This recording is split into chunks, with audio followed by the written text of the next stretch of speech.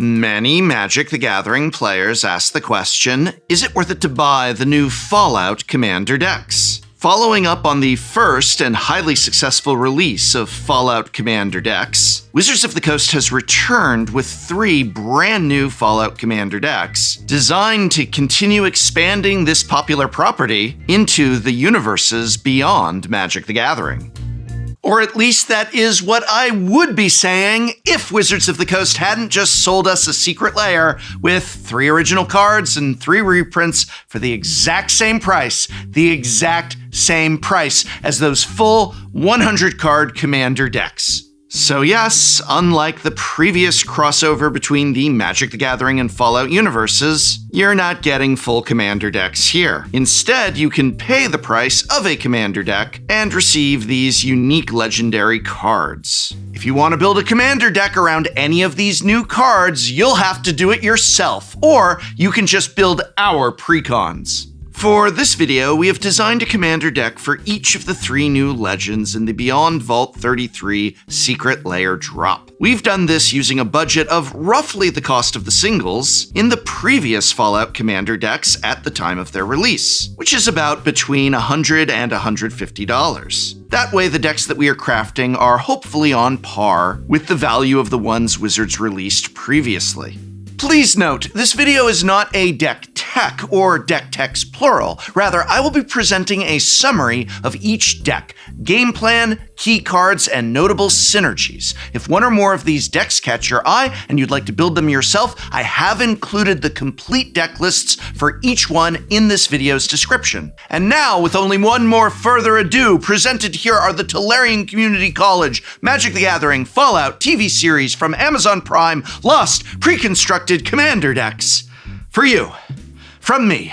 And what is that further ado? Well, many Magic the Gathering players ask the question, is there anything in the world better than a good night's sleep? Look, are you tired all the time, not sleeping well? Or are you just sick and tired of your old mattress and you need a new one?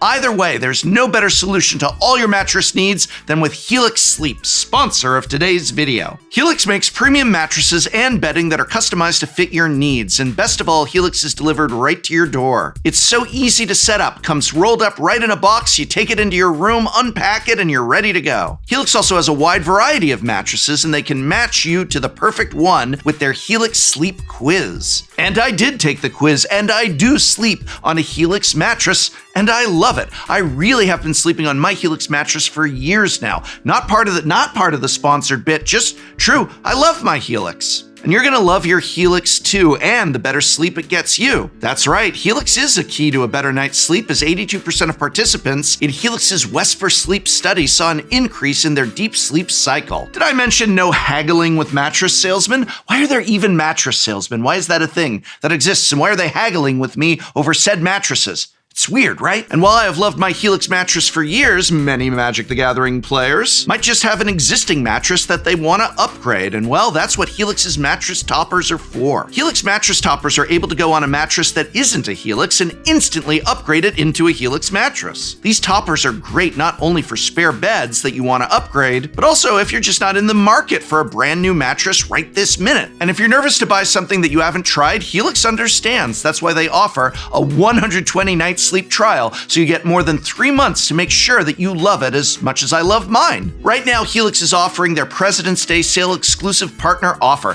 27% off site-wide. Just go to helixsleep.com/Tolarian or scan the QR code or click the link in this video's description and start your journey to a better night's sleep with a Helix of your own. Thank you, Helix, for sponsoring this video.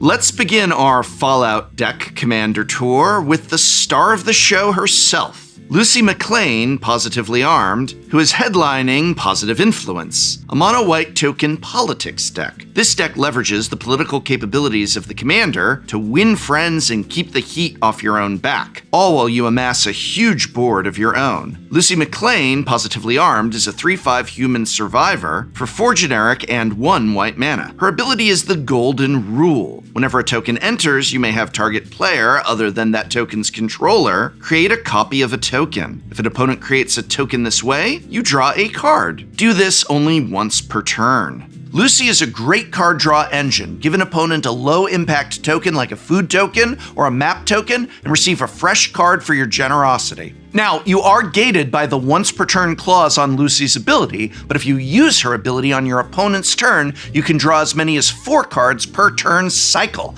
And keep in mind, Lucy doesn't need you to be the one who initially creates the token. Her ability reads whenever a token enters. If your opponents make a token on their turn, you can then hand a copy of that token to another player and draw that card. Most of the removal in Positive Influence, therefore, generates some kind of token for the player whose permanent you destroyed. In most cases, this is a significant drawback on a removal spell. But with Lucy MacLeod on the field, the downside is actually an upside. If you give an opponent a 2/2 cow after destroying one of their creatures with a bovine intervention, you can hand another opponent a cow too, drawing a card in the process. Of course, you don't have to give an opponent a useless permanent when you use Lucy's effect. Sometimes you may want to give a token that actually matters to win their friendship. I'm sure another player at the table would be happy to receive a 4/4 bestie of their own when you cast Toby, Beastie Befriender. On its face, the rest of Positive Influence may look like a classic tokens deck. After all, it's got plenty of classic token generators like Secure the Wastes, Felidar Retreat, and Oketra's Monument. But as you look closer, additional political elements of this deck become clear. Combat Calligrapher, for instance, offers your opponent's Inkling creature tokens when they attack each other instead of you. Silver Quill Lecturer shares your creature spells with opponents of your choice, with the added benefit of an extra token for you, of course. And Yes Man, Personal Securitron, returns here from its original printing in the first set of Fallout precons, providing additional opportunities to make friends at the table. My favorite political inclusion in Positive Influence from a flavor perspective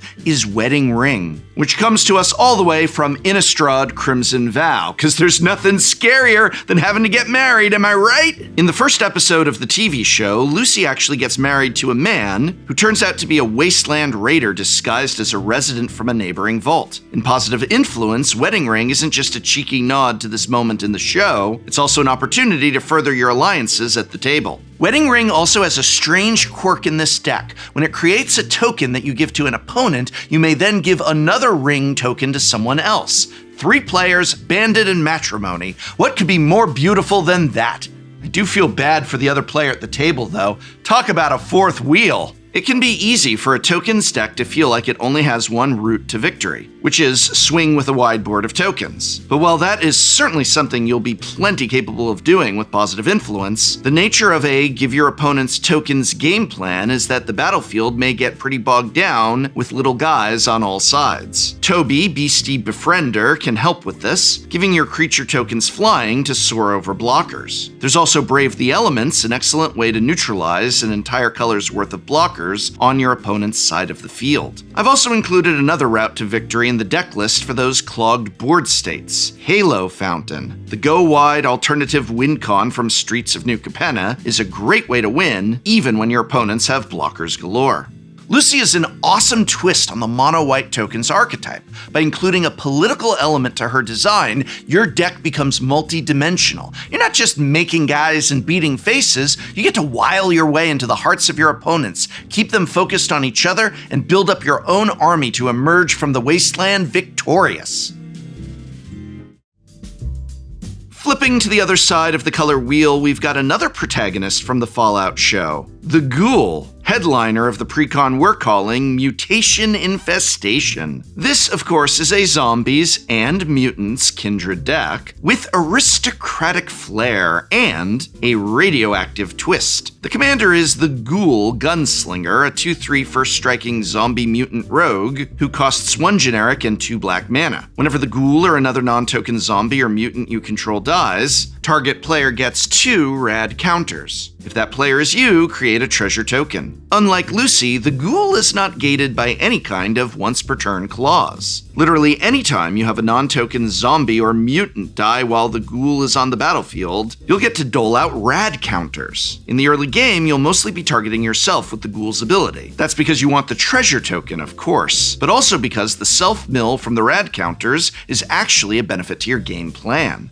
In the late game, when your graveyard is nice and stocked and you have plenty of mana at your disposal, you'll want to start radiating outward at your opponents. Once you stack up enough rad counters on your enemies, it's only a matter of time until the radiation sickness finishes them off. Remember, they don't lose rad counters until the counter has dealt them a damage. This deck includes many of the best cards that exist in the overlap of aristocrats and zombie strategies. Carrion Feeder as a sack outlet, Grave Crawler as sack fodder, Undead Augur as card draw, and Vengeful Dead as a zombie-flavored Blood Artist variant. Don't sleep on the mutants in the list either. Infesting Radroach is sack fodder that just won't go away. Ruthless Radrat turns extra cards in your yard into additional rats to swarm the board. Screeching Scorchbeast is a huge flyer on top of your curve that passes rad counters around like candy, then turns all the resulting milling into an army of 2/2 zombie mutant tokens. These tokens won't trigger the ghoul's ability, but they're still a valuable resource both for your zombie kindred synergies and your aristocrat engines. The list is packed with ways to make use of the self-mill in the deck list. Sticking a Phyrexian Reclamation means you can repeatedly rebuy any creature you sacrifice as often as you have life to work with. At 2 mana, Sidisi, Regent of the Mire, and Zul Asher, Leech Lord, reward you for giving yourself rad counters by helping you return zombies from your graveyard. If you mill over a particularly powerful creature, both Victimize and Dread Return will bring it back for the added upside of killing off a few of your zombies for additional ghoul triggers. Perhaps the most devastating card in the deck list is Zombie Apocalypse, which takes all the zombies in your graveyard and returns them to play, then destroys every human in play. And do you know how many humans there usually are in a game of Commander? It's a lot, let me tell you. The ghoul isn't the only means of distributing rad counters to your opponents. Nuclear Fallout is a powerful sweeper that spreads a ton of rad counters among all players at the table. Vault 12, the Necropolis, spreads a bunch of rad counters around when it comes down, then adds to your board of zombies depending on how many rad counters your opponents have. In the late game, Mutation Infestation has a number of ways to close the door, even beyond the rad counters. Gary, Grey Merchant of Asphodel, will pop your opponents for a huge life swing when he comes down. Sir Conrad the Grim adds additional insult to injury, pinging opponents again whenever their rad counters mill creatures. Shepherd of Rot and Siege Zombie offer additional reach that scales to the number of zombies you control. There's also a bonus alternate win condition in the deck. With all the milling that happens with rad counters, why not pile on the deck damage a little bit? The pair of 2 mana artifacts, Mind Crank and Altar of Dementia, offer Mutation Infestation a lot of punishing mill capability.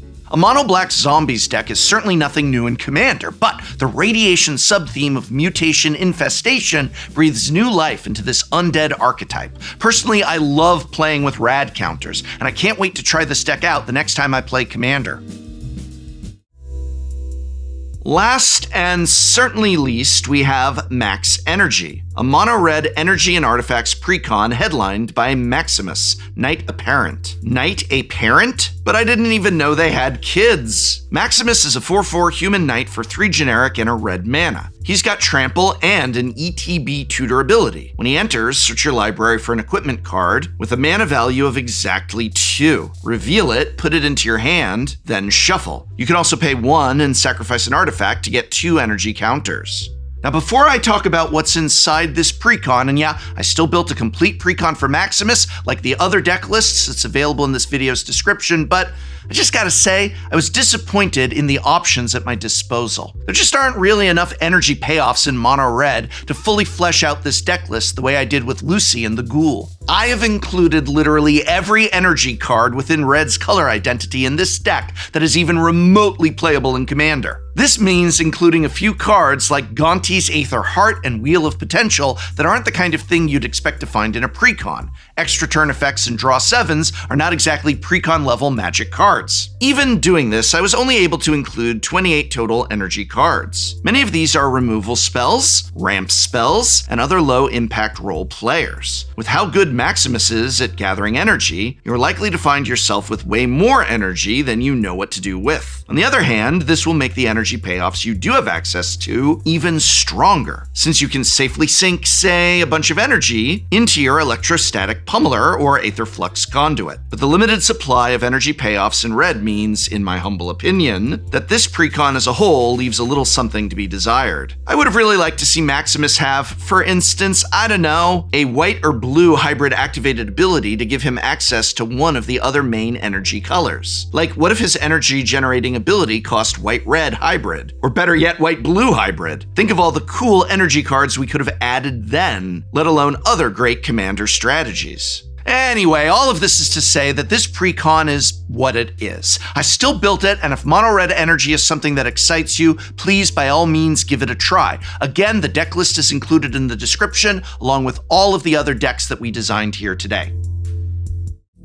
There are legitimately a few fun things you can do with Maximus. I like, for example, that his ETB effect lets you build a toolbox of situational 2-mana equipment. You've got Maximus's signature T60 power armor, yes, but there are also other useful equipment. Tutor for chainsaw if you want a removal spell, adaptive Omni tool if you need card draw, Silver Shroud costume if you need protection, Sword of the Animist if you need ramp, and so on. There are also some sweet cards to enable the artifact theme in this deck. Weapons Manufacturing is one of the coolest cards printed in Edge of Eternities, and it fits really well in this deck. It's trivial to sacrifice the munitions tokens to Maximus's ability to shock down your opponent's small creatures. Mirror Retriever and Junk Diver give you some recursion for your best artifacts in the yard, or you can loop them with each other to keep your energy generation running smoothly. Mycosynth and Ichor Wellspring are two of your best artifact sack fodder, especially in the late game, as you'll get 2 cards out of each with ease. Loyal Apprentice is another nice artifact generator, as it adds a Thopter token to your board every turn as long as Maximus is in play. Crime Novelist provides you with a red mana floating every time you sack an artifact, which is very convenient because Maximus's ability costs 1 mana. Coveted Jewel comes down, draws you cards, provides you a 3 mana generating rock that you can always sacrifice to Maximus before its downside comes up. There's also a neat loop you can do in this deck in the late game once you have enough mana. Bounce Maximus with Decoction module, then replay it to tutor up for another 2 mana equipment. You can do this as many times as you like. In other words, as often as you have 2 mana equipment in your deck to fetch up.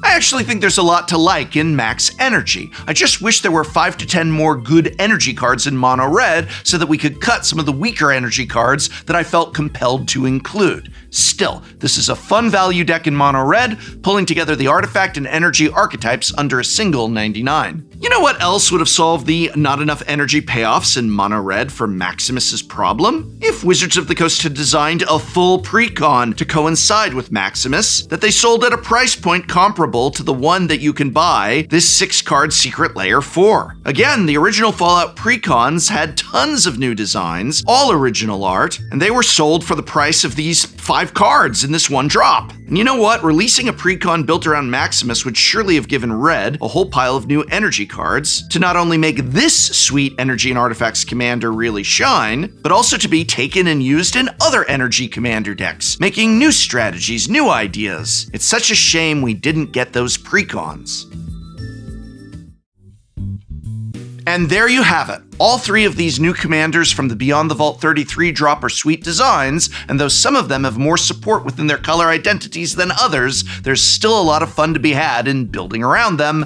I just wish that for the price that you're spending to get these 6 cards in the secret layer, they had instead released full commander decks like they did with our original Fallout run, but what are you gonna do? Build them ourselves, which I did. Links in the description. And speaking of radiation sickness, check out our Shuffle Up and Play with Kyle Hill and Play to Win, where we've got some real rad counters and real radical gameplay, and, you know, maybe someone who's gonna make us all sick of their 6 skills in Commander. Does that make sense? What I just said, do the words I said make sense? Anyway, watch the episode. It was a really great episode. Did you see it? Watch that. We also had Mark Rosewater on. Oh, and we did Riftbound. We also did Riftbound if you don't even want Commander. You can watch them all, linked here or in this video's description.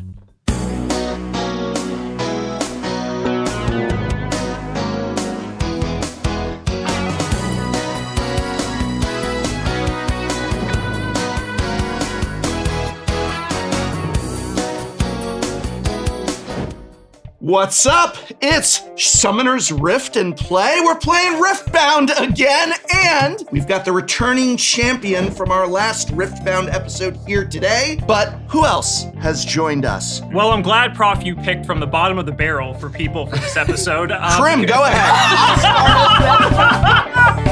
Now, this is the greatest card text ever. If I die alone. All right, you don't know me. I do, actually. We work together very frequently. We know this, right? We see this, right? I just want to... I've started a showdown. Does anybody have anything? Yeah, just. Oh, wow. Okay. With zero open rooms. Yeah. Tell me how you did that. Okay.